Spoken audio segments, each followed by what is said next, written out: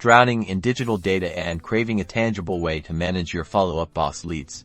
I'm here to show you how to print those leads, creating a handy offline reference for meetings, presentations, or just good old-fashioned focused review. First, log into your follow-up boss account. Once you're in, navigate to the People section on the left-hand sidebar. This is where all your leads reside. Find the lead you want to print. You can use the search bar or filter options to quickly locate the specific person. Click on their name to open their profile. Inside the lead's profile, look for the 3 vertical dots, or the More option, usually located near the top right-hand corner of the screen. Click on it. A drop-down menu will appear. From this menu, select the Print option. Your browser's print dialog box will now open here. You can choose your printer, select the number of copies, and adjust other print settings as needed. Make sure the layout is to your liking. Preview the page to ensure all the necessary information is included and correctly formatted.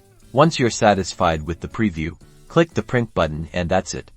You now have a hard copy of your lead's information from Follow-Up Boss. Use this tangible format to your advantage. Now you can conquer those meetings and presentations with the power of readily accessible lead information at your fingertips. Don't forget to like and subscribe for more Follow-Up Boss tips and tricks.